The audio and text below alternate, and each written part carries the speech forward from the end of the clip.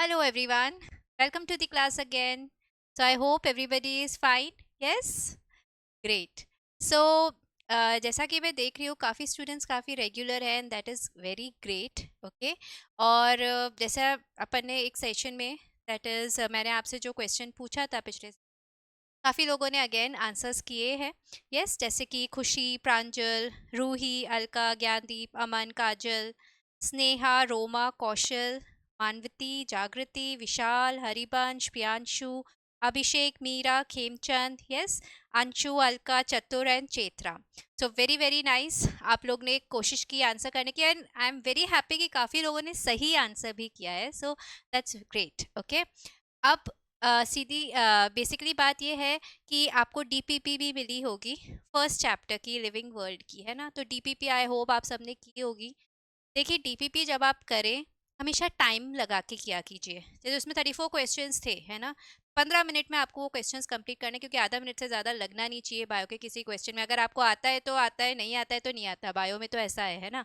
तो 15 मिनट्स का टाइमर लगाओ और डीपीपी को करो जब भी कोई भी किसी भी सब्जेक्ट की आप डीपीपी करते हो हमेशा उसको एज अ टेस्ट लेके करोगे तो आपका टाइम मैनेजमेंट का आपको पता चलेगा है ना टाइम ज़्यादा वेस्ट नहीं करना है किसी भी एक क्वेश्चन पे और करके देखना है उनको ठीक है तो ज़रूर डीपीपी कीजिए आप सब लोग yes great so let's start our today's class तो आज हम जो पढ़ने वाले हैं आप लोग को पता ही है हमारा कौन सा चैप्टर चल रहा है वो है जीव जगत का वर्गीकरण and lecture 6 which we are having तो इसके अंदर हम लोग क्या पढ़ेंगे आज आज हम लोग बाकी के प्रोटिस्ट जो बचे थे उनके बारे में पढ़ेंगे दैट इज़ हमारा बचा था अभी क्रिसोफाइट्स यूग्लिनॉइड्स स्लाइम मोल्ड प्रोटोजोआ हम अगली क्लास में पढ़ेंगे ठीक है पर उससे पहले यस उससे पहले हम क्या करते हैं कॉल रिवाइज है ना तो हमने जो लास्ट सेशन में पढ़ा है उसको एक बार रिवाइज कर लेते हैं जल्दी से हमने क्या पढ़ा था लास्ट सेशन में हमने सबसे पहले लास्ट सेशन में पढ़ा था अबाउट माइकोप्लाज्मा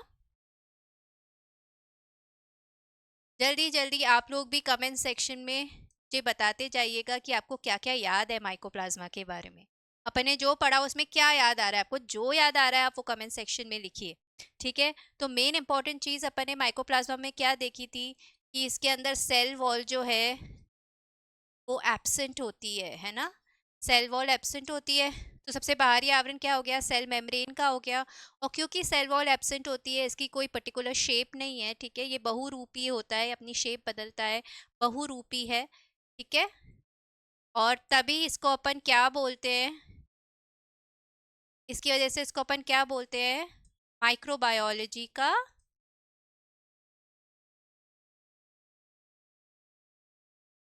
जोकर है क्योंकि इसकी कोई स्पेसिफिक शेप नहीं है ये ठीक है ना उसके बाद अपने देखा था इनमें डीएनए होता है आरएनए भी होता है ठीक है ना उसके बाद ये इम्पोर्टेंट है कि ये कैसे है ये है विकल्पीय इनमें जो श्वसन है बेसिकली वो क्या है ये विकल्पीय अवायवीय है दैट इज फेकल्टेटिव एनएरोब है वैसे तो एरोबिक है पर अगर ऑक्सीजन ना हो तो ये एनएरोबिकली भी ब्रीथ कर सकते हैं रिस्पायर कर सकते हैं ठीक है ना सेप्रोट्रॉफिक होते हैं पैरासिटिक होते हैं कई जीवों में basically different types of diseases cause करते हैं रोगजनक होते हैं ठीक है एक और चीज़ बहुत इंपॉर्टेंट माइकोप्लाज्मा में जो याद रखने की है कि पेनिसिलिन इन पे एक्ट नहीं करती है और क्यों एक्ट नहीं करती क्योंकि पेनिसिलिन का काम होता है पेनिसिलिन किस पे अटैक करती है सेल वॉल पे ठीक है इसका जो मैकेनिज्म है कैसे काम करती है सेल वॉल पे अटैक करती है क्योंकि इनमें सेल वॉल नहीं है ना अपन ने देखा ना माइकोप्लाज्मा में सेल वॉल नहीं है तो क्योंकि सेल वॉल नहीं है तो पेनिसिलिन तो इन पे काम नहीं करेगी तो और कौन से एंटीबायोटिक्स हैं अपन ने देखा था क्लोरमफेनिकॉल है क्या टेट्रासाइक्लिन ये कुछ मॉडर्न एंटीबायोटिक्स हैं जो कि उपापचयी क्रियाओं पे एक्ट करती हैं ठीक है इस वजह से ये माइकोप्लाज्मा पे एक्ट कर पाएगी पेनिसिलिन नहीं कर ठीक है ये तो माइकोप्लाज्मा के बारे में इंपॉर्टेंट चीज़ें हैं जो आपको याद रखने की ज़रूरत है ठीक है नेक्स्ट अपन आए थे किंगडम प्रोटिस्टा पे और किंगडम प्रोटिस्टा में हमने किनको इंक्लूड किया है, जल्दी बताइए। किंगडम प्रोटिस्टा में हमने किनको इंक्लूड किया है? Yes, very good. एक कोशिकीय यूकैरियोट्स जो है वो सब इसके अंदर इंक्लूडेड होते हैं। फिर मैंने आपको कहा था कि प्रोटिस्टा जो है उसका बेसिकली कोई सीमा अच्छे से निर्धारित नहीं है इस किंगडम की, बिकॉज इसमें प्लांट्स जैसी चीज़ें भी हैं, एनिमल जैसे जीव भी रखे गए हैं और फंगस जैसे जीवों को भी ले लिया है। आपको 5 इंपॉर्टेंट डिविजन्स जो इसमें इंक्लूडेड हैं याद है? बताइए कौन कौन से हैं? डायनोफ्लैजुलेट्स, क्रिसोफाइट्स, लिनोइड्स, स्लाइम मोल्ड्स एंड प्रोटोजोआ। ये 5 इंपॉर्टेंट डिविजन्स हमने इनके अंदर देखे हैं, ठीक है। फिर जब अपन ने प्रोटिस्टा पढ़ना शुरू किया तो मैंने सबसे पहले आपको एक टेबल बना के दी थी जिसमें अपन ने 4 जो डिविजन्स है उनके बारे में मेन मेन कुछ कुछ इंपॉर्टेंट पॉइंट्स याद किए थे इजी वे में। वो अपन ने क्या क्या किया था याद है किसी को? यस, चलो हम जल्दी से टेबल एक बार वापस से देख लेते हैं। तो हमने देखा था एक तो है डायनोफ्लैजिलेट्स ने, अब मैं इसको शॉर्ट में लिखूंगी, ठीक है। डायनोफ्लैजिलेट्स है। फिर दूसरे क्या था बताइए? क्रिसोफाइट्स है ना। तीसरा हमने देखा था लिनोइड्स, और चौथा हमने देखा था स्लाइमोस, ठीक है। मैंने कहा था डायनोफ्लैजिलेट्स को पिर्रोफाइटा भी बोलते हैं, पिर्रोफाइटा याद रखना आप लोग। क्रिसोफाइट्स में आते हैं अपने डायटम्स डेस्मिड्स, ठीक है। यूग्लिनोइड्स को यूग्लिनोफाइटा भी बोल देते हैं कभी कभी, और स्लाइम मोल्ड्स है, ठीक है। फिर हमने देखा था सबसे पहले अलैंगिक जनन। तो मैंने आपको बताया था कि जो अलैंगिक जनन है, शॉर्ट में लिखूंगी क्योंकि आप पहले ही बना चुके हो। तो अलैंगिक जनन बताइए इन तीनों में कैसा होता है? इन तीनों में कैसा होता है? किस क्या मेथड है? Very good, it is binary fission, that is द्विविखंडन से होता है, ठीक है। पर अगर हम स्लाइम मोल्ड्स की बात करें तो स्लाइम मोल्ड्स में ये बीजाणु निर्माण से होता है, दैट इज स्पोर फॉर्मेशन से होता है, ठीक है। फर्स्ट पॉइंट तो अपन ने ये देखा था। फिर हमने देखा जीवन चक्र या सेक्सुअल रिप्रोडक्शन की हम जब बात करें, ठीक है।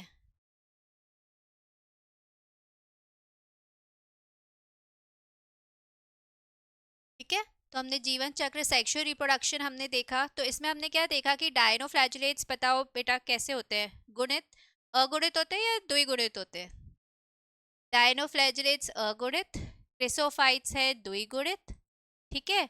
इनमें सेक्सुअल रिप्रोडक्शन मैंने आपको बताया था एब्सेंट होता है, यूग्लिनोइड्स में सेक्सुअल रिप्रोडक्शन एब्सेंट है, ठीक है। फिर स्लाइम मोल्ड्स मैंने आपको बताया था दो तरीके के होते हैं, अकोशिकीय हो गए दैट इज ए सेल्यूलर हो गए, और एक होते हैं कोशिकीय दैट इज सेल्यूलर, ठीक है। फिर अपन ने देखा था जो अकोशिकीय हैं वो द्विगुणित हैं और कोशिकीय जो हैं वो अगुणित हैं, ठीक है। तो उसी हिसाब से इनका जीवन चक्र होता है। अगर ये अगुणित है तो इसका हेप्लॉन्टिक दैट इज अगुणित जीवन चक्र हो जाएगा, क्योंकि ये द्विगुणित है तो इसका डिप्लॉन्टिक हो जाएगा, ठीक है। इसमें स्लाइम मोल्ड्स में ए सेल्यूलर वालों का तो क्या हो जाएगा? डिप्लॉन्टिक, ठीक है। और सेल्यूलर वालों का हो जाएगा हैप्लॉन्टिक, ठीक है। इतना अपन ने देखा था। फिर हमने देखा इनमें वर्णक कौन से होंगे। अब पहले तीन जो है वो प्रकाश संश्लेषी हैं, तो इनमें अब वर्णक भी होंगे। तो डायनोफ्लैजिलेट्स में अपन ने देखा था क्लोरोफिल ए और सी होता है, क्रिसोफाइट्स में भी क्लोरोफिल ए और सी होता है, यूग्लिनोइड्स में क्लोरोफिल ए और बी होता है। स्लाइम मोल्ड्स तो सेप्रोट्रॉफिक है तो इनमें वर्णक नहीं होंगे, तो इनमें आपको वर्णक मिलेंगे। फिर हमने देखा था संचित भोजन क्या होगा इनका, स्टोर्ड क्या होगा, है ना। तो बताओ संचित भोजन क्या होता है डायनोफ्लैजुलेट्स में, किसको याद है? डायनोफ्लैजुलेट्स में संचित भोजन क्या होता है? यस, वो होता है स्टार्च। वेरेज हमने क्रिसोफाइट्स में देखा था ल्यूकोसीन एंड ऑयल, ठीक है। फिर हमने यूग्लिनोइड्स में देखा था पैरामाइलम एंड फैट्स। ठीक है, यस। फिर हमने देखा मूवमेंट कैसे होगा। तो डायनोफ्लैजिलेट जैसे आपको नाम बोल रहा है, इसमें दो फ्लैजिला होते हैं जो मूवमेंट में हेल्प करेंगे। ठीक है, वेरेज इसके अंदर क्रिसोफाइट्स में कोई फ्लैजिला वगैरह नहीं है। इनमें क्योंकि ऑयल स्टोर होता है ना, तो ये इनको लाइट बनाता है, तो ये लहरों के साथ फ्लोट करते हैं ना, तो लहरों लहरों के साथ इधर उधर जाते रहते हैं। एक्चुअली पैसिव फॉर्म में, एक्टिवली ये कुछ चल वल नहीं रहे हैं, पर ये पैसिवली लहरों के साथ फ्लोट कर रहे हैं। ठीक है, तो फ्लैजिला इसमें नहीं होता है। ठीक है, पर ये सिर्फ तैरते हैं, फ्लोट करते हैं। ठीक है, फिर जो यूग्लिनॉइड्स है, इनमें भी दो फ्लैजिला है, पर एक ही काम का है, एक ही काम का है, एक नहीं हेल्प करता है ऑप्शन में। तो ये कुछ चीज़ें अपन ने इस टेबल से याद की थी, आई होप सबको याद है। ठीक है, उसके अलावा भी हमने देखा था कि पोषण जो है ये अलग अलग तरीके का हो सकता है, न्यूट्रिशन अलग अलग तरीके का हो सकता है प्रोटिस्ट में, क्योंकि अलग अलग तरीके के ऑर्गेनिजम्स हमने इसमें इंक्लूड किए हुए हैं। जैसे या तो वो होलोफाइटिक हो सकता है, दैट इज प्रकाश संश्लेषी, है ना। तो डायनोफ्लैजिलेट्स हैं, डायएटम्स हैं, ये सब क्या है, प्रकाश संश्लेषी हैं। तो आपको इनमें प्रकाश संश्लेषी फोटोसिंथेसिस मिलेगा। ठीक है, सेकंड हमने देखा था ये होलोजोइक हो सकता है, जैसे कि एनिमल्स में मिलता है। ठीक है ना, तो होलोजोइक न्यूट्रिशन क्या होता है, याद है, मैंने आपको बताया था। होलोजोइक न्यूट्रिशन मतलब आप पहले खाने को अंतर्ग्रहण कर रहे हो और फिर पाचन बॉडी के अंदर हो रहा है, that is holozoic nutrition. Amoeba, paramecium, इनमें होलोजोइक न्यूट्रिशन मिलता है। ठीक है, फिर अपने ने देखा था एब्जॉर्प्टिव न्यूट्रिशन होता है, दैट इज अवशोषी, अवशोषणी। ठीक है, अवशोषणी न्यूट्रिशन होता है एब्जॉर्प्टिव, जिसमें दो तरीके के हो सकते हैं, या तो वो मृतोपजीवी हो सकते हैं, ठीक है, या फिर वो परजीवी हो सकते हैं। मृतोपजीवी मतलब saprotrophic, dead organic matter, that is मृत कार्बनिक पदार्थों से ये अपना न्यूट्रिशन ले रहे हैं। या फिर परजीवी हो सकते हैं, दैट इज पैरासाइट्स, किसी जीवित जीव से अपना पोषण ले रहे हैं। ठीक है, तो एब्जॉर्प्टिव में क्या होता है, पाचन बाहर होता है, फिर आप उसको अंतर्ग्रहण करते हो, दैट इज, इसलिए ये डिफरेंस होता है आपके होलोजोइक और एब्जॉर्प्टिव में। होलोजोइक में तो आपने अंतर्ग्रहण के पहले किया, फिर पाचन हुआ, वेरएज एब्जॉर्प्टिव में पहले पाचन आप बॉडी के बाहर ही कर देते हो, फिर उसको एब्जॉर्ब करते हो। ठीक है, और एक और अपन ने देखा था मिश्र पोषी, या फिर अपन इसको बोलते हैं मिक्सोट्रॉफिक, जो कि एक से ज़्यादा टाइप ऑफ न्यूट्रिशन शो करते हैं, जैसे यूग्लेना। ठीक है, तो ये अपन ने न्यूट्रिशन देखा था। उसके बाद हमने देखा था कि सेक्सुअल रिप्रोडक्शन, अलैंगिक जनन की तो बात अपन ने पहले ही कर ली। लैंगिक जनन में अपन ने क्या देखा था कि लैंगिक जनन वैसे ही होता है कि युग्मक बनते हैं, फिर उनका संयोजन होता है ना, युग्मनज बनता है। ठीक है, ये सारी चीज़ें होती हैं। तो ये तीन तरीके का हो सकता है, ये मैंने आपको बताया था। एक होता है आइसोगैमी, ठीक है, दूसरा होता है एन आइसोगैमी, और तीसरा होता है ऊगैमी। ठीक है, क्या डिफरेंस होता है इनमें, नाम से पता चलता है, आइसो मतलब सेम। ठीक है, तो जब मादा युग्मक और नर युग्मक दोनों ही जब सेम आकार की होती है, जब दोनों समान आकार की होती है, स्ट्रक्चर, शेप, साइज सब सेम होता है, तब अपन इसको आइसोगैमी बोलते हैं। ठीक है, एन आइसोगैमी में क्या हो गया, मादा युग्मक और जो नर युग्मक है उनके आकार की डिफरेंट है। मान लीजिए एक बड़ा है, दैट इज मादा युग्मक बड़ा है और नर युग्मक छोटा है, एक गतिशील है, एक गतिशील नहीं है, डिफरेंस है उनमें, तो एन आइसोगैमी। और ऊगैमी जो है वो एक तरीके का एन आइसोगैमी ही है, जिसमें जो नर युग्मक है वो तो छोटा है, मोटाइल है, ठीक है, गतिशील है, वेरेज जो मादा युग्मक है वो बड़ा है और अगतिशील है।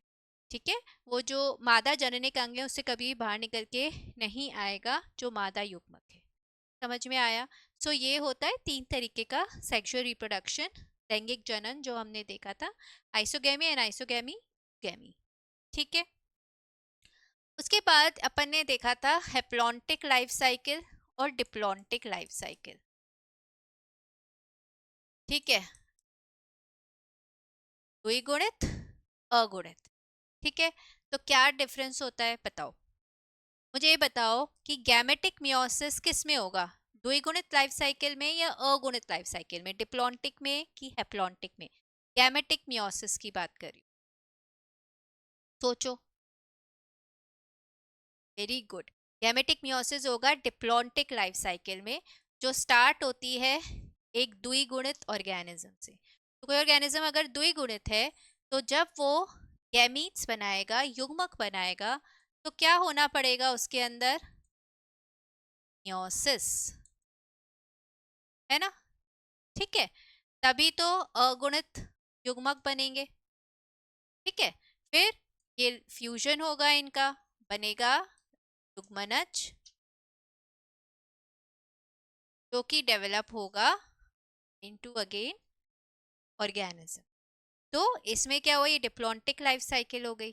अपन ने हेप्लॉन्टिक में क्या देखा था कि जो ऑर्गेनिज्म है वो हैप्लॉइड है, दैट इज अगुणित है। तो जब ये गैमीट्स बनाएगा, ठीक है, तो वो गैमीट्स बिना मियोसिस के ही बन जाएंगे, है ना। तो यहाँ पे मियोसिस की जगह माइटोसिस होगा, समसूत्री विभाजन होगा, फिर ये फ्यूज होंगे, जाइगोट बनाएंगे, ठीक है, युग्मनज बनाएंगे, और फिर अब 2n से n होना है तो क्या होना चाहिए, जाइगोट में मियोसिस होगा। यहाँ आपको जाइगोटिक मियोसिस देखने को मिलती है, फिर जो अगुणित ऑर्गेनिज्म है वो डेवलप होता है। ठीक है, तो ये हेप्लॉन्टिक और डिप्लॉन्टिक लाइफ साइकिल में, समझ में आया सबको। ठीक है, चलिए, तो ये सब हमने लास्ट क्लास में पढ़ लिया था। अब आज हम पढ़ेंगे मेनली 3 और फाइलम, इसी बेसिकली किंगडम प्रोटिस्टा के। सबसे फर्स्ट हम आते हैं क्रिसोफाइट्स पे। तो क्रिसोफाइट्स में मेनली हम किसको इंक्लूड करते हैं, डायएटम्स और डेस्मिड्स को। ठीक है, क्रिसोफाइट्स में हम इंक्लूड करेंगे डायएटम्स और डेस्मिड्स को। जो डेस्मिड्स हैं उनको हम गोल्डन एल्गी या फिर सुनहरे में सुनहरे शैवाल, ठीक है, ये भी बोलते हैं। ठीक है, इनको हम इंक्लूड करते हैं इसके अंदर। अब मेन चीज जो आपको क्रिसोफाइट्स की याद रखनी है, कई बार पूछा जाता है एग्जाम के अंदर, वो है इनकी सेल वॉल के बारे में। इनकी जो कोशिका भित्ति होती है ना, वो होती है 2 पार्ट्स में।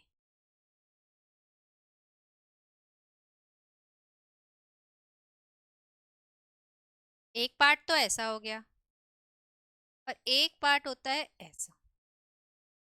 किस तरीके की संरचना हो जाती है, ये हो जाती है साबुनदानी जैसी संरचना, सोप बॉक्स होता है ना। देखिए साबुनदानी होती है, उसमें एक नीचे का पार्ट होता है जिसमें आप साबुन रखते हो, फिर उसके ऊपर एक कवर लगा देते हो, है ना। तो वैसा ही साबुनदानी टाइप स्ट्रक्चर जो है इसकी कोशिका भित्ति का होता है, और इसको हम बोलते हैं फ्रस्ट्यूल। इनकी ये जो कोशिका भित्ति है उसको अपन क्या बोलते हैं, फ्रस्ट्यूल। ठीक है, समझे आप।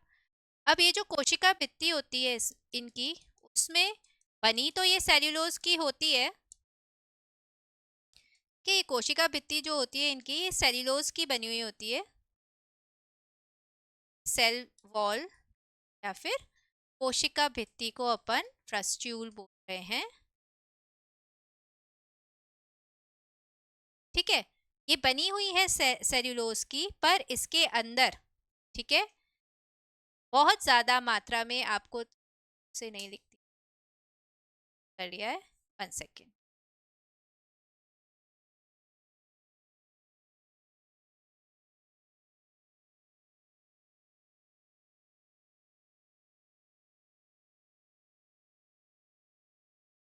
ठीक है।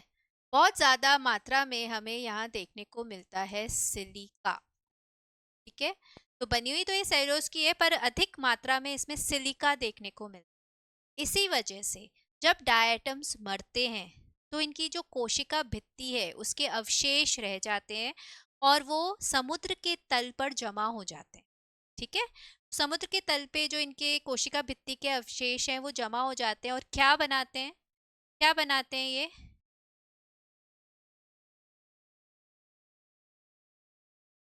कि जो कोशिका भित्ति है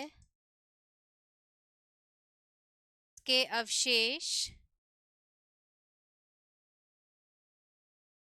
क्या बनाते हैं, डाई एटमी मृदा। ठीक है, या फिर हम इसको बोलते हैं किसल गर। समझे बेटा? तो इसमें क्या हुआ बेसिकली, क्योंकि सिलिका की मात्रा ज़्यादा है, सिलिका डिकम्पोज नहीं हो पाती है ना, तो इसी वजह से जब ये मर जाते हैं तो इनकी जो सेल वॉल है उसके जो अवशेष हैं वो आपको समुद्र की तल पर मिलेंगे। उसको हम बोलते हैं डाई एटमी मृदा या फिर किसलगर। ठीक है, इंग्लिश में अगर अपन इसको बोले तो हम उसको बोलते हैं, क्या बोलते हैं हम इनको, डाई एटोमेशियस अर्थ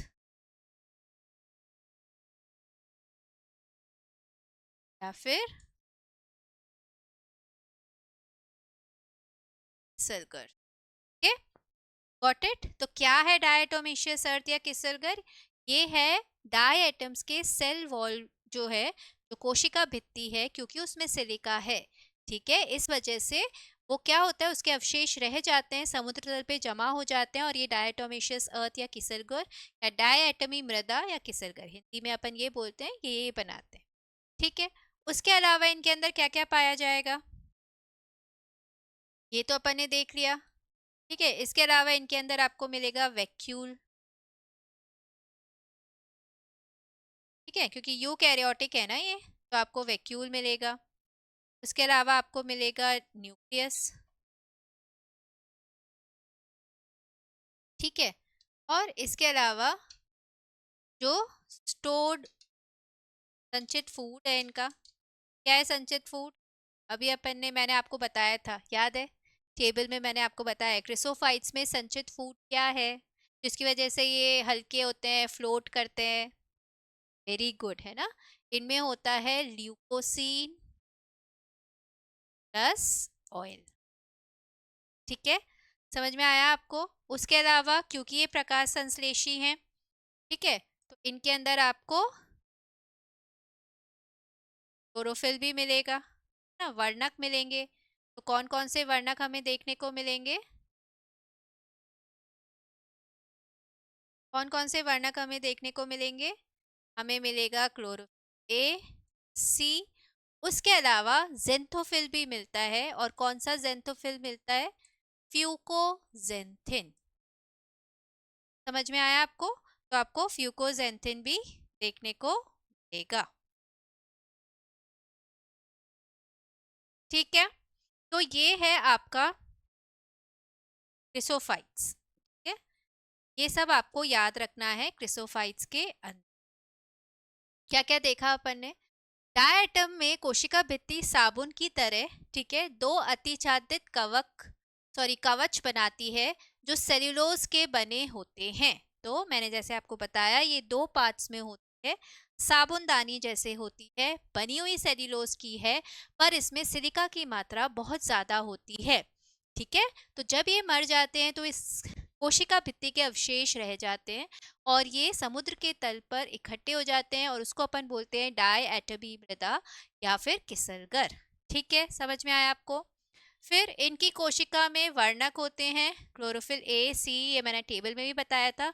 जेंथोफिल मैंने आपको इसलिए नहीं बताया क्योंकि अलग अलग जेंथोफिल मिलते हैं हर एक प्रोटिस्ट में। तो इनमें कौन सा जेंथोफिल आपको मिलता है, फ्यूकोजेंथिन। ठीक है, अब ये समुद्र के मुख्य उत्पादक हैं। एक्चुअली ये आपको सी वाटर में भी मिलेंगे, समुद्र में ही मिलेंगे, स्वच्छ जल में भी ये मिलते हैं। ठीक है, पर समुद्र में ये मुख्य उत्पादक हैं, मुख्य प्रोड्यूसर्स हैं, क्योंकि प्रकाश संश्लेषी हैं, आपको पता है, और इनका नंबर इतना ज्यादा होता है इनकी रेट ऑफ फोटोसिंथेसिस इतनी ज़्यादा है कि ये वहाँ के मुख्य प्रोड्यूसर्स हैं, समुद्र के ये मुख्य उत्पादक हैं। ठीक है, समझ में आया आपको? तो इनका rate of photosynthesis is very high, इसी वजह से समुद्र के मुख्य उत्पादक हैं ये। उसके बाद डायटम में एक द्विगुणित केंद्रक होता है। कैसा केंद्रक होगा? द्विगुणित। याद करो, मैंने बताया था आपको, डायनोफ्लैजुलेट्स अगुणित थे, क्रिसोफाइट्स द्विगुणित थे। तो द्विगुणित केंद्रक होता है तो कैसी लाइफ साइकिल होगी, जल्दी बताओ? Diplontic life cycle. Very good. और डिप्लॉन्टिक लाइफ साइकिल होगी तो ये बताओ कि कैसा मियोसिस होगा, जाइगोटिक की gametic? Yes, very good. Okay, इनके अंदर होगा गैमेटिक मियोसिस। कि ये चीजें याद रखने की हैं बेटा, इसलिए मैं आपको बता रही हूँ बार बार। ओके, तो ये हो गया आपका क्रिसोफाइट, इतना आपको इसमें याद रखने की जरूरत है। ये जो फ्रस्ट्यूल है वो क्या थी? Cell wall. इसको कोशिका भित्ति, इनकी जो कोशिका भित्ति है उसको फ्रस्ट्यूल बोल। ठीक है बेटा। नेक्स्ट नेक्स्ट अपन देखते हैं कि इनके अंदर जो है बेसिकली ए सेक्सुअल रिप्रोडक्शन अपन ने देख ही लिया था कि बाइनरी फिशन के थ्रू होता है। और गमन में अपन ने देखा था मूवमेंट में कि इनमें फ्लैजुला तो नहीं है, पर क्योंकि ल्यूकोसिन और ऑयल है इनके अंदर, तो ऑयल जो है इनको हल्का बनाता है, जिसकी वजह से ये लहरों के साथ तैरते हैं इधर उधर। ठीक है, तो बेसिकली सक्रिय रूप से कुछ नहीं कर रहे, बस निष्क्रिय रूप से ये जो लहरें हैं उनके साथ फ्लोट करते हैं। ठीक है, अब है मेन यूज ऑफ किसर गुहर, ये भी इंपॉर्टेंट है। आपको किसर गुहर के यूजेस पता होने चाहिए, ये भी कभी कभी पूछ लिए जाते हैं। तो क्या क्या यूजेस हैं? साउंड प्रूफिंग में यूज होता है, filtration of oil and syrups में यूज होता है, स्टोन पॉलिशिंग में यूज होता है, और स्टीम बॉयलर्स में हीट इंसुलेटर की तरह यूज होता है। ठीक है, क्योंकि अपने में से हीट पास नहीं होने देता, तो ताप रोधी की तरह इसको यूज किया जाता है। तो इम्पॉर्टेंट है ये, साउंड प्रूफिंग में, filtration of oil and syrups में, स्टोन पॉलिशिंग में, और स्टीम बॉयलर्स में एज अ हीट इंसुलेटर। ये चार चीजें आप याद रखेंगे। ठीक है, क्योंकि कभी कभी क्वेश्चन इस पे पूछ लिया जाता है। Got it everyone? ग्रेट। चलिए अब हम नेक्स्ट पे चलते हैं। नेक्स्ट पे जाने से पहले एक क्वेश्चन है, निम्न में से प्राणियों के कौन से समूह को क्रिसोफाइट्स में शामिल किया गया है? अभी अभी हमने देखा क्रिसोफाइट्स में हम किसको रखते हैं? डायटम्स एवं डेस्मिड्स, डायटम्स एवं डायनोफ्लैजुलेट्स, यूग्लिनोइड्स, स्लाइम मोल्ड। ये तो इजी है, अभी अभी अपन ने देखा है, तो अपना आंसर होगा फर्स्ट, डायटम्स एवं डेस्मिड्स। ठीक है, नाउ अब हम आते हैं यूग्लिनोइड्स पे, यूग्लिनोफाइटा भी बोलते हैं जिसको। ठीक है, अब यूग्लिनोइड्स जो थे, जो यूग्लिना जो था बेसिकली, उसको स्टार्टिंग में तो प्लांट किंगडम में रख दिया गया था क्योंकि ये प्रकाश संश्लेषी थे। फिर इनको एनिमल किंगडम में रख दिया क्योंकि इनके पास सेल वॉल नहीं थी और कुछ पोषण या एनिमल जैसा, जंतुओं जैसा भी दिखा रहे थे। ठीक है, अल्टीमेटली 5 किंगडम सिस्टम में इनको रखा गया प्रोटिस्टा में। ठीक है, तो किंगडम प्रोटिस्टा में इनको अपनी जगह मिली। ठीक है, अंडर 5 किंगडम सिस्टम। अब जो यूग्लेना है ये कैसा होता है? ये होता है मिश्र पोषी। अपन ने बात की थी ना मिश्र पोषी की, मिक्सोट्रॉफिक।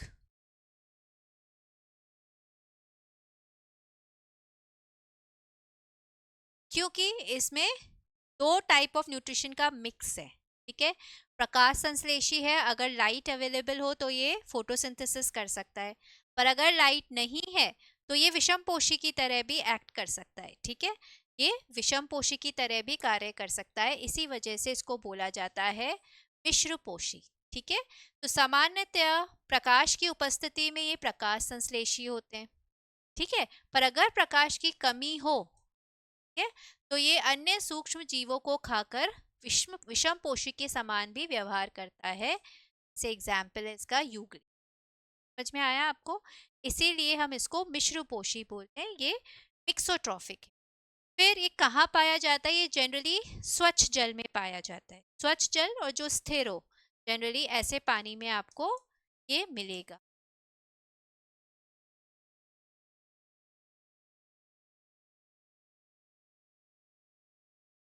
अब आपने देखा, अपन ने सबसे पहले डायनोफ्लैजिलेट्स देखे थे जो जनरली अधिकांशतः वो समुद्र में पाए जाते थे। फिर हम आए थे क्रिसोफाइट्स पे जो समुद्र में भी पाए जाते हैं, स्वच्छ जल में भी पाए जाते हैं। नेक्स्ट आए अपन यूग्लिनॉइड्स पे जो अधिकांशतः स्वच्छ जल में ही पाए जाते हैं। तो धीरे धीरे धीरे वो स्वच्छ जल की तरफ जा रहे हैं ना, ऐसे आप याद रख सकते हो। तो अधिकांशतः ये स्वच्छ जल में पाए जाते हैं, स्थिर वाटर में पाए जाते हैं, और जैसे मैंने आपको बताया ये मिश्रपोषी होते हैं। ठीक है, अब थोड़ा सा अपन इनका बेसिकली अपन इसके स्ट्रक्चर के बारे में बात करेंगे। तो सबसे पहले अपन इसका डायग्राम देख लेते हैं।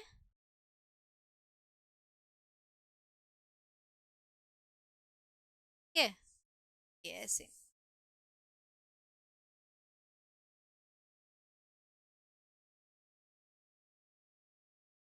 ठीक है, तो इसमें आपको क्या देखने को मिलता है? दो फ्लैजिला, दो फ्लैजिला मिलेंगे, एक बड़ा और एक छोटा। ठीक है,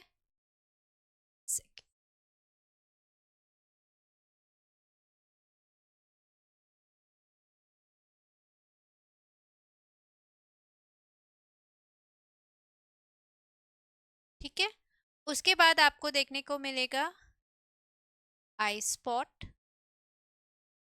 ठीक है, फिर इनके अंदर होता है एक, यस ऑब्वियसली। ठीक है, फिर इनके अंदर होता है ब्लास्ट। ठीक है, और इनके अंदर होता है संकुचनशील रिक्तिका। ठीक है, ये सब चीज़ इनमें पाई जाती है। और उसके बाद संचित, ये मेन मेन चीज़ें मैंने आपको बताई। ठीक है, अब हम इसको लेबल करें तो क्या क्या होता है इसके अंदर। सबसे पहली चीज़ आपको जो याद रखनी है कि इनके अंदर सेल वॉल नहीं होती। ठीक है, कोशिका भित्ति नहीं है। बाहर की जो कवरिंग है इसको अपन बोलते हैं पेलिकल, तो प्रोटीन की बनी। ठीक है, तो जो बाहर की इसका जो आवरण है वो पेलिकल है, जो किसका बना हुआ है? प्रोटीन का बना हुआ है। समझ में आया आपको? सेकेंड थिंग आपको क्या याद रखना है, इसके आगे वाला जो फ्रंट वाला पार्ट है उसमें एक गुहा होती है, एक कैविटी होती है, ये जिसको अपन बोलते हैं रेजर्वॉयर। ठीक है,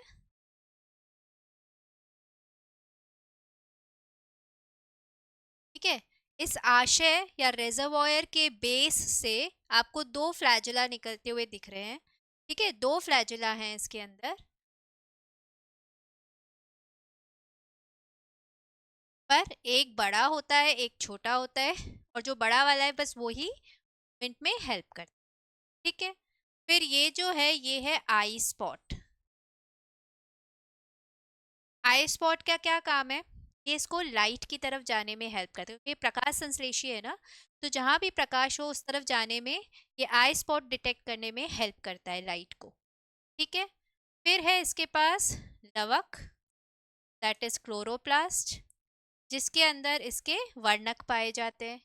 फोटोसिंथेसिस प्रकाश संश्लेषी है तो इसमें वर्णक भी है। कौन कौन से वर्णक होते हैं इसके अंदर? क्लोरोफिल ए, बी और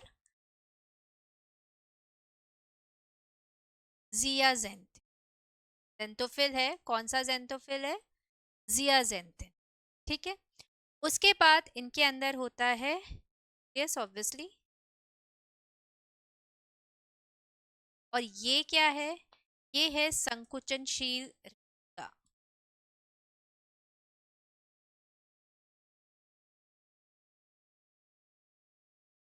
दैट इज कॉन्ट्रेक्टाइल।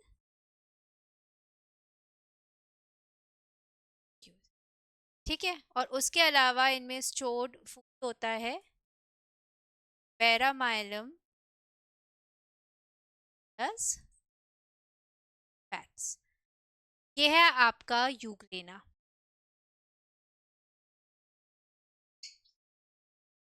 ठीक है बेटा, तो ये चीज़ें इसमें याद रखने की कि सबसे पहले जो आउटर कवरिंग है वो प्रोटीन की बनी हुई है, इसको अपन पेलिकल बोलते हैं, सेल वॉल इसमें नहीं। ठीक है, दूसरी चीज़ इनमें एक आगे की तरफ आपको एक इस तरीके की गुहा दिखाई देगी, आशय दिखाई देगा, रेजोवॉयर अपन इसको बोलते हैं, जिसके आधार से आपको दो फ्लैजुला निकलते हुए दिखाई देंगे, एक बड़ा और एक छोटा। ठीक है। उसके बाद आगे के भाग में, अग्र भाग में आपको एक आई स्पॉट दिखाई देगा जो लाइट को डिटेक्ट करने में हेल्प करता है इसको। फिर आपको एक लवक दिखाई देंगे। ठीक है, लवक में आपको क्लोरोफिल ए, बी, जियोजेंथिन ऐसे वर्णक मिलेंगे। ठीक है।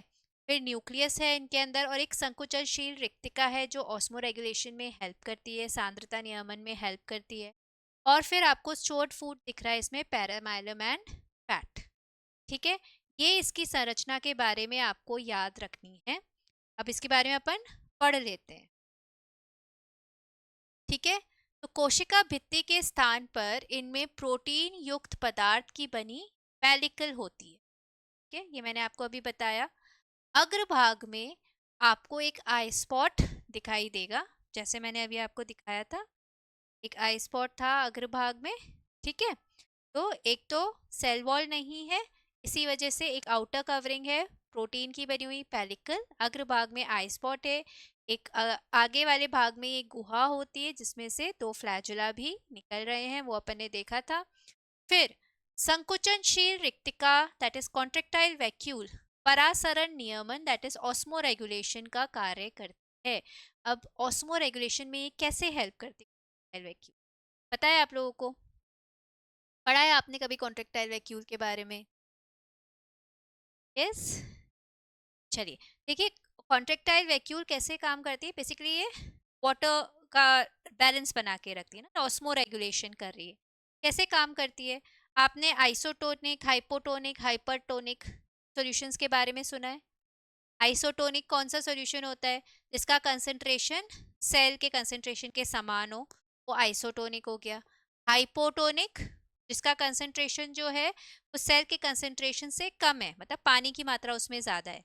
ठीक है। और हाइपरटोनिक मतलब सेल के कंपैरिजन में उसकी कंसंट्रेशन ज़्यादा है, सॉल्यूशन की कंसंट्रेशन। ठीक है, वो हाइपरटोनिक हो गया। ठीक है। तो मान लीजिए एक सेल है जिसके जिसके अंदर कंसंट्रेशन है 3m, और उसको अपन ने एक सॉल्यूशन में रखा है कि जो उससे ज़्यादा कंसंट्रेटेड है।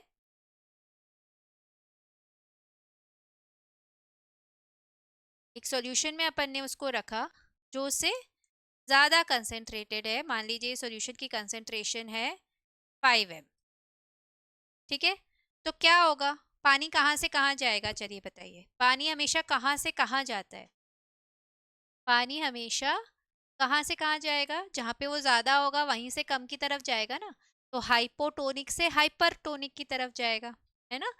हाइपोटोनिक मतलब कम कंसंट्रेशन, कम कंसंट्रेशन मतलब पानी ज़्यादा। हाइपरटोनिक मतलब ज़्यादा कंसंट्रेटेड यानी पानी कम। ठीक है। तो बेसिकली ये ज़्यादा कंसंट्रेटेड है तो यहाँ पे पानी कम है। ठीक है। वेर एज, शायद एक कलर दिख रहा है या नहीं, यहाँ पे क्या है, कंसंट्रेशन इसके मुकाबले कम है, तो यहाँ पे पानी ज़्यादा है कंपैरेटिवली। तो अगर यहाँ पानी ज़्यादा है तो क्या होगा? पानी बाहर की तरफ आएगा, ज़्यादा से कम की तरफ आएगा, और ये सेल क्या होगा? सेल श्रिंक हो जाएगा। ठीक है ना। पर हम ये नहीं चाहते कि ये सेल श्रिंक हो। ये सेल यूनिसेलुलर ऑर्गेनिज्म है, हमारा युग लेना है, हम नहीं चाहते इसको श्रिंक होना। ठीक है ना। तो इसीलिए इसके अंदर एक चीज होती है दैट इज संकुचनशील टिका, दैट इज कॉन्ट्रेक्टाइल वैक्यूल। अब ये क्या करती है कॉन्ट्रेक्टाइल वैक्यूल? अपने को क्या करना है कि ये 3m जो इसकी कंसंट्रेशन है अपने को 5m के बराबर करनी है, तभी पानी इधर उधर नहीं जाएगा, है ना। अगर हमारी कंसंट्रेशन सेम हो गई बाहर और अंदर, तभी पानी जो है वो इधर उधर नहीं जाएगा। यस। तो हमें क्या करना है, ये जो 3m है हम चाहते हैं वो भी 5m हो जाए। ठीक है। तो ये कैसे होगा? हमें इसको ज़्यादा कंसंट्रेटेड बनाना है। तो ये क्या करता है, जो पानी बाहर जाने वाला था ना, उसको ये कॉन्ट्रेक्टाइल वैक्यूल स्टोर करता है। ठीक है।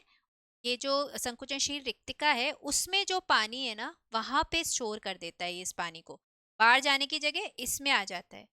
और जो रिक्तिका है उसके अंदर जो और बेसिकली लवण थे, जो सॉल्ट्स थे, वो बाहर आ जाते हैं। और इसकी कंसंट्रेशन बढ़ा देते हैं। तो अब क्या होता है, पानी, क्योंकि पानी हट गया और सॉल्ट्स आ गए तो ये ज़्यादा कंसंट्रेटेड हो जाता है, ऑलमोस्ट 5 m के बराबर हो जाता है, और पानी का आदान प्रदान रुक जाता है, ये श्रिंक नहीं होता। इस तरीके से कॉन्ट्रेक्टाइल वैक्यूल एक्ट करता है। ऑपोजिट कंडीशन भी हम ले सकते हैं। एक सेल है, इसके अंदर मान लीजिए 5 m कंसंट्रेशन है, ठीक है, और बाहर का जो पानी है उसकी कम कंसंट्रेशन है। अब क्या होगा, पानी कहाँ जाएगा, अंदर की तरफ जाएगा, क्योंकि यहाँ ज़्यादा पानी है, इधर कम पानी का अमाउंट है, कंसंट्रेशन है, तो वो इस तरफ जाएगा। इससे क्या होगा, सेल स्वेल हो जाएगा, और क्योंकि सेल वॉल नहीं है तो ये तो फट भी सकता है ना, ये नहीं चाहते। अगेन इसमें कौन हेल्प करता है, कॉन्ट्रेक्टाइल वैक्यूल, दैट इज संकुचनशील रिक्तिका। इसमें अपने को क्या करना है, इसकी कंसंट्रेशन कम करनी है, ठीक है ना, 3 m के बराबर करनी है। तो क्या होगा कि संकुचनशील रिक्तिका में से पानी जो है ना वो आएगा बाहर, ठीक है, और जो एक्स्ट्रा जो भी लवण वगैरह जिसकी वजह से इतनी सांद्रता हो रही है इसके अंदर, वो सब संकुचनशील रिक्तिका में चले जाएंगे, जिससे इसका भी जो कंसंट्रेशन है वो 3 m हो जाएगा और पानी का आना जाना रुक जाएगा, ठीक है।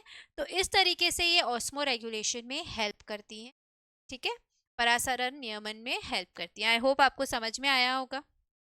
एक बार और अपन देख लेते हैं, ठीक है, मैंने आपको जो बताया है।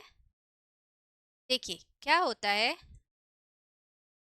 एक सेल है जिसकी 3 m कंसंट्रेशन, बाहर वाला पानी ज़्यादा कंसंट्रेटेड है, ठीक है, बाहर जो आपने सॉल्यूशन रखा हुआ है वो ज़्यादा कंसंट्रेटेड है, ये कम कंसंट्रेटेड है।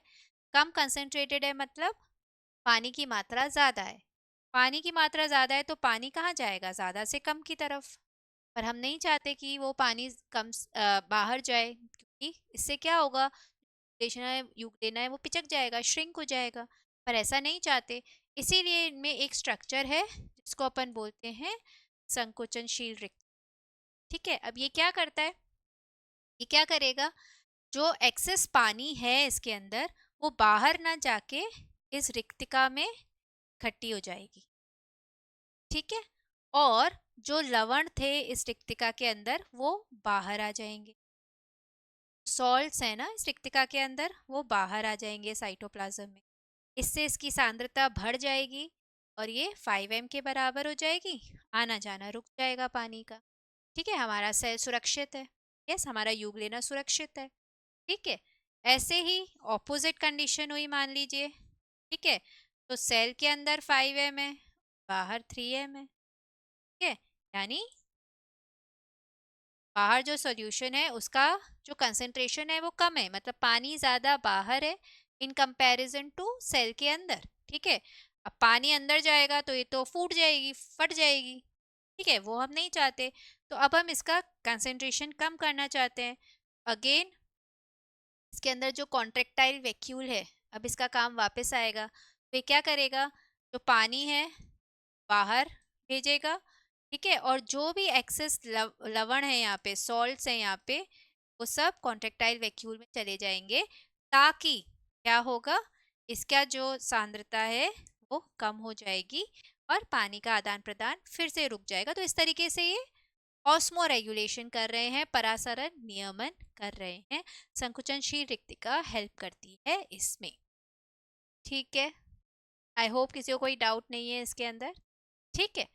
नेक्स्ट इसके अंदर वर्णक होते हैं chlorophyll A B xanthophyll. Xanthophyll मैंने आपको बताया था कौन सा जेंथोफिल है, जियाजेंथिन, ठीक है। अब इनके जो ये वर्णक हैं ये उच्च पादपों के समान है, जो उच्च पादपों में पाए जाते हैं ना वैसे ही हैं, ठीक है, और लवक में होते हैं,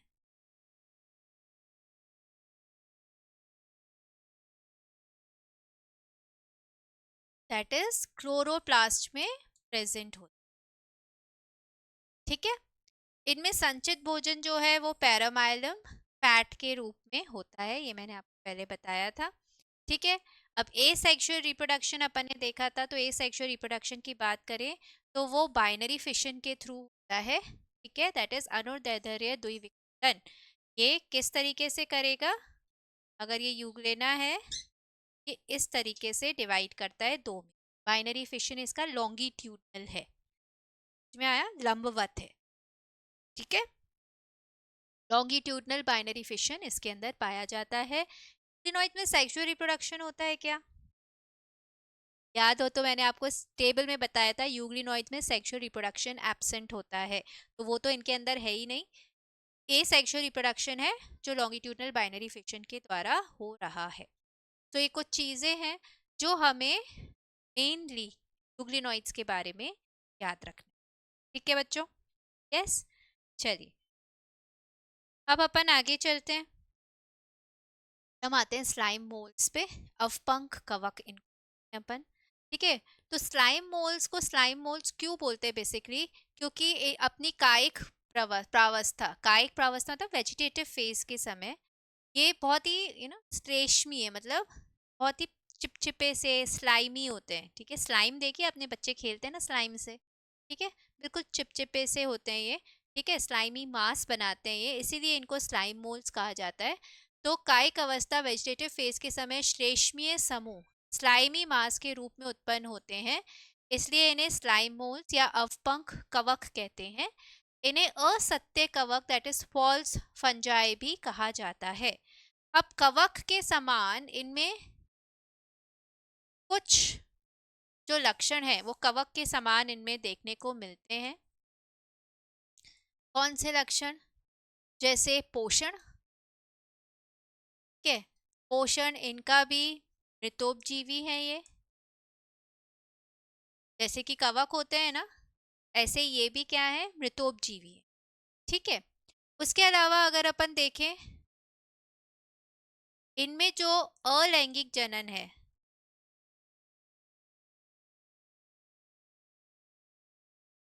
वो होता है बीजाणु निर्माण के द्वारा, ठीक है, स्पोर फॉर्मेशन के द्वारा, जो कवक में भी पाया जाता है। तो इस वजह से ये कवक जैसे ही है, ठीक है, पर फिर इनमें कुछ डिफरेंसेस भी होते, ठीक है। तो पोषण जो है वो मृतोपजीवी है और अलैंगिक जनन बीजाणु निर्माण द्वारा पाया जाता है। अब जनरली, ठीक है, वैसे तो इनके अंदर कोशिका भित्ति नहीं होती है, पर जनन की अवस्था में इनमें कोशिका भित्ति डेवलप होती है। जब ये रिप्रोड्यूस करने वाले होते हैं, जनन का टाइम होता है, तब इनमें कोशिका भित्ति पाई जाती है। वैसे कोशिका भित्ति इनमें एब्सेंट होती है, नहीं होती, ठीक है। अब एसेक्सुअल रिप्रोडक्शन जो अलैंगिक जनन है वो तो अभी अपन ने देखा किसके थ्रू होता है, बीजाणु निर्माण के द्वारा, है ना, दैट इज स्पोर फॉर्मेशन, ठीक है। तो उसमें अपन ने क्या देखा था, मैंने आपको पिछली क्लास में भी बताया था कि ये ऐसे स्ट्रक्चर्स होते हैं जिसको अपन बोलते हैं बीजाणुधानी,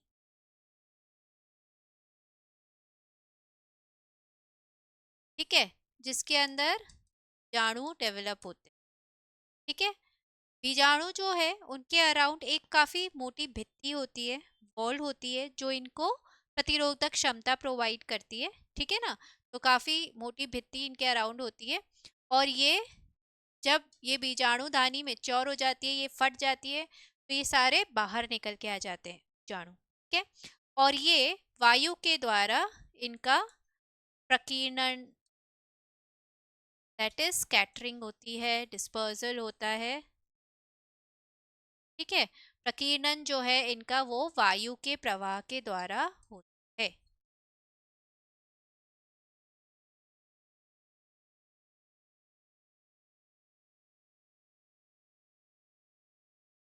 ठीक है। तो ये होता है आपका बीजाणु निर्माण। तो ये बीजाणुधानी है जिसके अंदर बहुत सारे बीजाणु हैं जो बाहर आते हैं, जब वो वायु के द्वारा इधर उधर जाते हैं, या और फिर वहां पे ग्रुप। ये हो गया अलैंगिक जनन, ठीक है। फिर हम आते हैं लैंगिक जनन। अब लैंगिक जनन के बेसिस पर ना, ये दो तरीके का होता है, जैसे मैंने आपको पहले भी बताया था कि इनकी संरचना अलग अलग होती है। ये दो तरीके, दो फॉर्म्स में आपको मिल सकता है। एक होता है अकोशिकीय,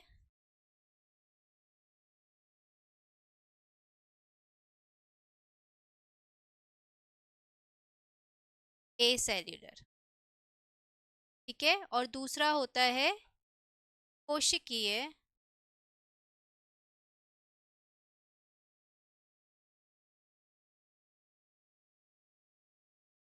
सेल्यूलर, ठीक है। तो लैंगिक जनन के बेसिस पे आप दो में डिवाइड करते हो, अकोशिकीय और कोशिकीय। अकोशिकीय हो गया ए सेल्यूलर, कोशिकीय हो गया सेल्यूलर, ठीक है। इसमें क्या होता है अकोशिकीय में कि इस तरीके का आपको एक संरचना दिखाई देगी, ठीक है। तो बहुत सारे जो स्लाइम मोल्स हैं बेसिकली, ठीक है ना, बहुत सारे जो ये कोशिकाएं हैं ये मिलकर एक संरचना बना लेती है, ठीक है। ऐसी संरचना बना लेती है जो कि भित्ति रहित होती है। इसमें आपको वॉल नहीं दिखेगी, ठीक है। तो ये भित्ति रहित संरचना है, भित्ति रहित और बहु केंद्र की,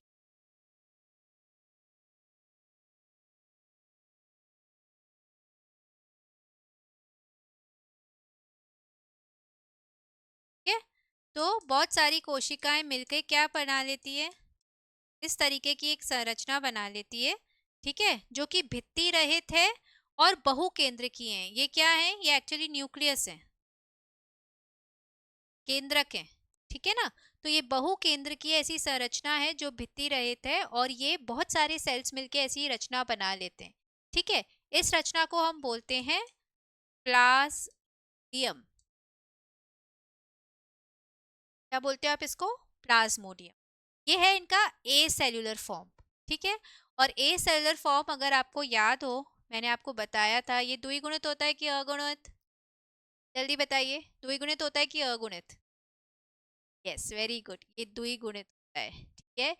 सेल्यूलर फॉर्म होता है अगुणित, ठीक है। चलिए फिर अब सेल्यूलर फॉर्म के बारे में हम देखते हैं। ये भी इनके जैसे ही होते हैं, पर इसमें जो कोशिकाएं हैं वो अलग अलग होती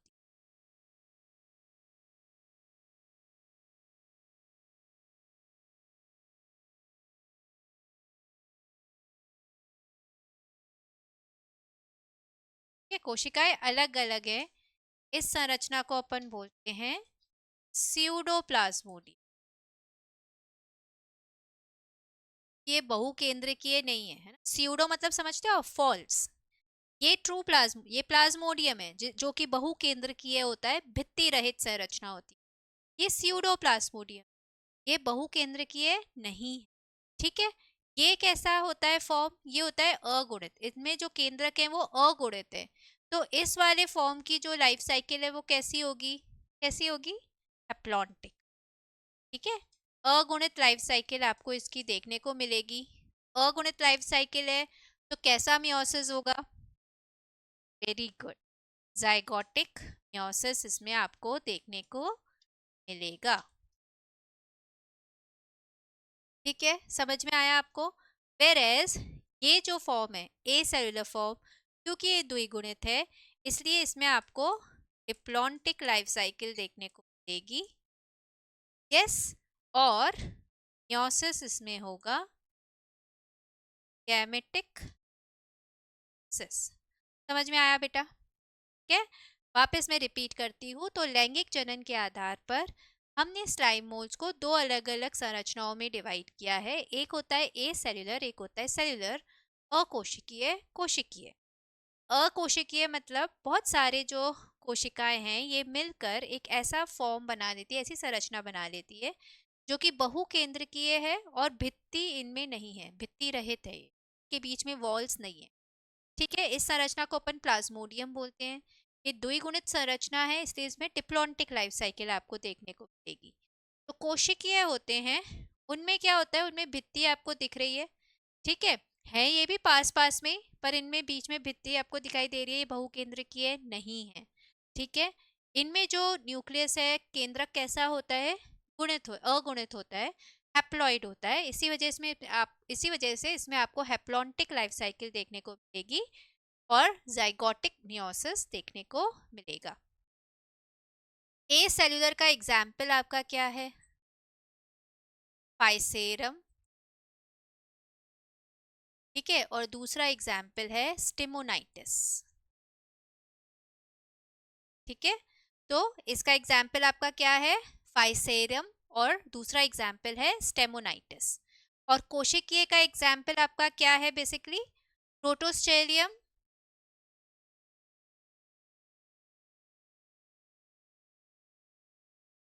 एंड डिक्टियोस्टेरियम। ये सेलुलर के एग्जाम्पल हैं, प्रोटोस्टेरियम, डिक्टियोस्टेरियम, ठीक है। और ये एग्जाम्पल फाइसेरम, स्टेमोनाइटिस, ये दोनों इसके एग्जाम्पल है ए सेलुलर के। आई होप आपको समझ में आया होगा, ठीक है। ये है अवपंख कवक स्लाइम मोल्स के बारे में, आपको इतना याद रखना है बस, ठीक है।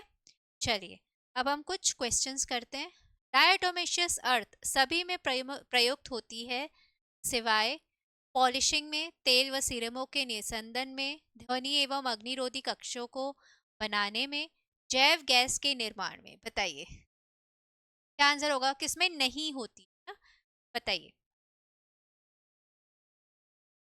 वेरी गुड, जैव गैस, बायोगैस के निर्माण में हम किसको यूज करते हैं, याद करिए, याद किया था हमने, किंगडम मोनेरा में था कोई।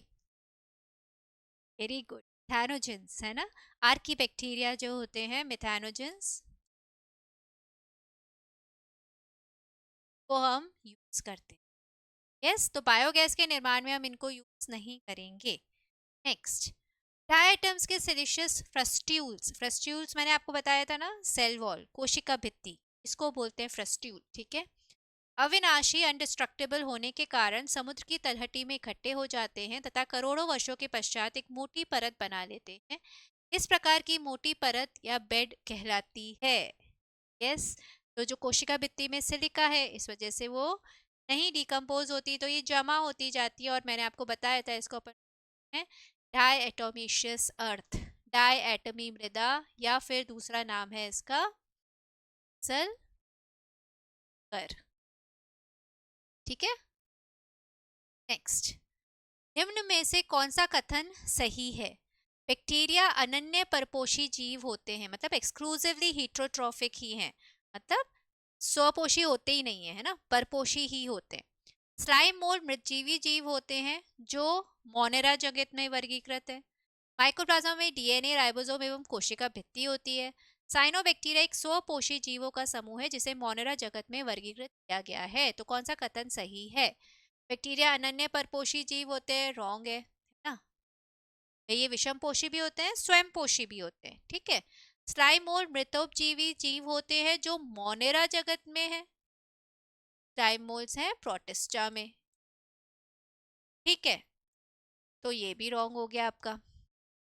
फिर माइकोप्लाज्मा में डीएनए, राइबोसोम एवं कोशिका भित्ति, रॉन्ग, कोशिका भित्ति होती नहीं है माइकोप्लाज्मा में। फिर साइनोबैक्टीरिया एक स्वपोषी जीवों का समूह है जिसे मोनेरा जगत में वर्गीकृत किया जाता है, ये बिल्कुल सही है। साइनोबैक्टीरिया, ब्लू ग्रीन एल्गी जो है उसको अपन ने मोनेरा किंगडम में रखा है, और ये प्रकाश संश्लेषी होते हैं। नेक्स्ट, निम्नलिखित में से कौन सा एक अवपंख फफूंद है, दैट इज स्लाइम मोल्ड है, एनाबिना, राइजोपस, फाइसेरम, या फिर थायोबैसिलस। यस, अभी मैंने आपको एक एग्जांपल बताया था फाइसेरम, ए सेल्यूलर स्लाइम मोल्ड का। फाइसेरम इसका आंसर है, एनाबिना अपन ने देखा था ब्लू ग्रीन एल्गी होता है, साइनोबैक्टीरिया होता है, राइजोपस फंगस है, थायोबैसिलस बैक्टीरिया है, बट फाइसेरम जो है वो आपका स्लाइम मोल्ड। नेक्स्ट, इनमें से किस जीव में पादप तथा जंतु दोनों के गुण है। यस, पादप के गुण भी है, जंतु के गुण भी है, बताइए, अभी पढ़ा है अपन ने, जीवाणु, माइकोप्लाज्मा, यूग्लेना या पैरामीशियम। वेरी गुड, यूग्लेना, क्योंकि ये मिश्र पोषी है, प्रकाश संश्लेषण भी कर सकता है, विषम पोषी भी है ना, अगर प्रकाश नहीं हो तो विषम पोषी की तरह भी एक्ट कर सकता है। आंसर होगा आपका यूग्लेना। यहाँ पे ये गलत है, ए बी सी डी होना चाहिए, okay great.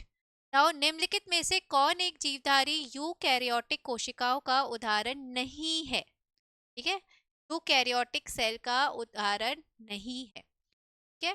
Paramecium caudatum, Escherichia coli, Euglena viridis, Amoeba proteus. Very good answer है Escherichia coli because it is a bacteria, एक प्रोकैरियोट है ना। वेयरएज अगर आप पैरामीशियम देखो प्रोटोजोआ है, अमीबा भी प्रोटोजोआ है, यूग्लेना जो है अभी अपन ने देखा प्रोटिस्टा किंगडम में ही है। ठीक है, तो इसका आंसर क्या होगा, ई कोलाई। ये यूकैरियोटिक नहीं है, ये एक प्रोकैरियोटिक ऑर्गेनिज्म है। ठीक है, नेक्स्ट, यूग्लेना के बारे में निम्न में से कौन सा कथन सत्य है। यूग्लेना एक फ्लैजुला युक्त प्राणी है, तो सही बात है। ठीक है, यूग्लेना को जब सतत अंधेरे में रखा जाता है तो वे अपनी प्रकाश संश्लेषी गतिविधि को खोकर मर जाता है। मर जाता है क्या, नहीं, वो विषमपोषी की तरह एक्ट करने लगता है ना। ये रॉन्ग है। ठीक है, यूग्लेना के वर्णक हरे वृक्षों से एकदम भिन्न होते हैं, ये गलत है। समान होते हैं उच्च पादपों से। यूग्लेना एक समुद्री प्रोटिस्ट है, नहीं, अधिकांशतः अपन ने देखा था यूग्लेना जो है अधिकांशतः मैंने आपको बताया स्वच्छ पानी में मिलता है। ठीक है, समुद्री प्रोटिस्ट ये नहीं है। तो आपका आंसर क्या होगा, यूग्लेना एक फ्लैजुला युक्त प्राणी है, ये आपका कथन सत्य है। जीव द्रव्य का बहुकेंद्रकीय स्लाइमी द्रव्यमान जो स्लाइम मोल्स के शरीर को बनाता है कहलाता है। बहुकेंद्रकीय भित्ति रहित, बताइए क्या होती है वो संरचना। वेरी गुड, उसको हम बोलते हैं प्लाज्मोडियम। ठीक है, मिक्सामीबा, स्पोरोसाइट्स, पेरीप्लाज्मोडियम नहीं, हम इसको बोलते हैं प्लाज्मोडियम। ठीक है, आपका आंसर होगा ए। दिए गए कथन जीवों के एक समूह को वर्णित करते हैं। कोशिका भित्ति के बजाय इनमें प्रोटीन से भरपूर पेलिकल होती है जो इनके शरीर को लचीला बनाती है। इनमें दो फ्लैजेला होते हैं, एक छोटा व एक लंबा, मिक्सोट्रॉफिक पोषण को प्रदर्शित करते हैं। पादप व जंतुओं के बीच की योजक कड़ी दैट इज कनेक्टिंग लिंक होते हैं। किसके बारे में बात कर रहे हैं हम, मिक्सोट्रॉफिक न्यूट्रिशन से ही आपको पता चल जाएगा, हम बात कर रहे हैं यूग्लिनोइड्स की। ठीक है, very good, great. Now euglenoids के बारे में निम्न कथनों को पढ़ो तथा गलत कथन को चुनो। मैं इतने सारे आपको क्वेश्चन इसलिए करा रही हूँ, ये सारे या तो पास्ट ईयर में आए हुए हैं, ठीक है, या फिर इंपॉर्टेंट क्वेश्चन है, इसलिए आप अच्छे से इनको पढ़ो। ठीक है, तो अपने को गलत कथन चुनना है। ये सभी रुके हुए जल में पाए जाने वाले अधिकांशतः स्वच्छ जलीय प्राणी होते हैं, ये अपन ने देखा था, सही है। इनका शरीर प्रोटीन से भरपूर एक परत से ढका होता है जिसे पेलिकल कहते हैं, जो इनके शरीर को लचीला बनाता है, ये भी सही है। सूर्य के प्रकाश की उपस्थिति में प्रकाश संश्लेषी होते हैं, लेकिन सूर्य के प्रकाश की अनुपस्थिति में विषमपोषी बन जाते हैं, ये भी बिल्कुल सही है। ये सामान्य रूप से दो फ्लैजुला युक्त होते हैं, एक लंबा व एक छोटा, ये भी सही है। यूग्लिनोइड सीरिया युक्त बहुकोशिकीय प्रोटिस्ट होते हैं, ये गलत है, ना तो इनमें सीरिया होता है और न ही ये बहुकोशिकीय। ठीक है, तो गलत कथन है सिर्फ पांचवा, दैट इज आपका आंसर होगा डी, केवल 5 वाला स्टेटमेंट जो है वो। ठीक है, नेक्स्ट, निम्न कथनों को पढ़िए तथा सही विकल्प चुनिए। क्लोरोफिल की उपस्थिति के कारण यूग्लेना को पादप माना जाता है, बिल्कुल सही बात है। यूग्लेना को वर्गीकरण की दो जगतीय व्यवस्था के आधार पर वर्गीकृत नहीं किया जा सकता है, ये भी बिल्कुल सही है, क्योंकि टू किंगडम क्लासिफिकेशन में या तो प्लांटी थे या एनिमेलिया थे। अब ये है बीच का, ठीक है, क्योंकि इसमें प्लांट के भी गुण है एनिमल्स के भी गुण है, इसलिए इसको किसमें रखें। ठीक है, ये प्रॉब्लम है, वर्गीकृत नहीं किया जा सकता है, ये भी सही है, इसलिए कथन 1 व 2 दोनों ही सही हैं। क्लोरोफिल की उपस्थिति के कारण पादप माना जाता है और दो जगतीय व्यवस्था के आधार पर इनको वर्गीकृत नहीं किया जा सकता है। इनमें से लक्षणों का कौन सा संयोजन स्लाइम मोल्स के लिए सही है। स्लाइम मोल्स कैसे होते हैं, रतोपजीवी होते हैं। ठीक है, तो ये दोनों में से अब आप देखो, भित्तिहीन प्लाज्मोडियम या भित्ति युक्त प्लाज्मोडियम। प्लाज्मोडियम अभी अपन ने देखा था भित्तिहीन होती है। ठीक है, तो आपका आंसर हो गया डी, ऋतोपजीवी भित्तिहीन प्लाज्मोडियम वायु प्रवाह द्वारा स्पोर्स का परिक्षेपण। ठीक है, तो ये आपका डी आंसर हो जाएगा।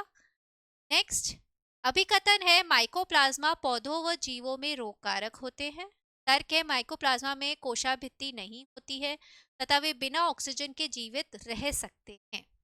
तो देखा जाए तो ये दोनों ही स्टेटमेंट सही है। ठीक है ना, माइकोप्लाज्म प्लाज्मा पौधों व जीवों में रोग भी करते हैं और इनमें कोशिका भित्ति नहीं होती है। बिना ऑक्सीजन के ये जीवित रह सकते हैं। दोनों स्टेटमेंट सही है, पर जो तर्क है वो अभिकथन को कुछ एक्सप्लेन नहीं कर रहा है। ये अलग से दो अलग अलग स्टेटमेंट्स हैं, है ना। अपन ने कहा कि ये रोग कारक है, और दूसरी चीज अपन ने कहा कि इनमें सेल वॉल नहीं है और ऑक्सीजन की कमी में ये जिंदा रह सकते हैं। दोनों अलग अलग चीजें, ये इसको एक्सप्लेन नहीं कर रहा है, इसलिए आपका आंसर होगा बी। ठीक है, अभिकथन और तर्क दोनों सही हैं, लेकिन तर्क अभिकथन की सही व्याख्या नहीं करता है। ठीक है, नेक्स्ट। 5 जगतीय वर्गीकरण में क्लेमाइडोमोनास तथा क्लोरेला किस में सम्मिलित किए गए हैं? ये मैंने आपसे लास्ट सेशन में पूछा था इसका आंसर, और कई लोगों ने सही आंसर दिया था, दैट इज प्रोटिस्टा। ठीक है, एक कोशिकीय जीव है, ठीक है, क्लोरेला और क्लेमाइडोमोनास, और इनको रखा गया प्रोटिस्टा के अंदर। ठीक है, very good every. And now आज का होमवर्क। अभिकथन है क्राइसोफाइट्स की कोशिका भित्ति अविनाशी होती है। ठीक है, तर्क है क्राइसोफाइट्स की कोशिका भित्ति में मैग्नीशियम पैक्टेट की परत समाहित होती है। ठीक है, तो क्रिसोफाइट्स या डायटम्स की जो कोशिका भित्ति है वो अविनाशी होती है। तर्क है कि उसमें मैग्नीशियम पैक्टेट होता है। तो क्या ये सही है, गलत है, क्या है, ये सोच के आपको इसका आंसर करना है। ठीक है, आंसर जरूर कीजिए कमेंट सेक्शन में, और ट्राई कीजिए कि सही सोच के सही आंसर कीजिए। ठीक है, सोचिए मैंने आज क्या पढ़ाया है आपको। ओके, सो विद दिस हम आज के सेशन के एंड पे आते हैं। ठीक है ना, अब आपको क्या करना है, जाके इसको रिवाइज करना है, अपने नोट्स कंप्लीट करने हैं, और जो क्वेश्चन मैंने पूछा है उसका आंसर। ठीक है, so everyone take good care of yourself. Bye bye, हम नेक्स्ट क्लास में मिलते हैं। बाय।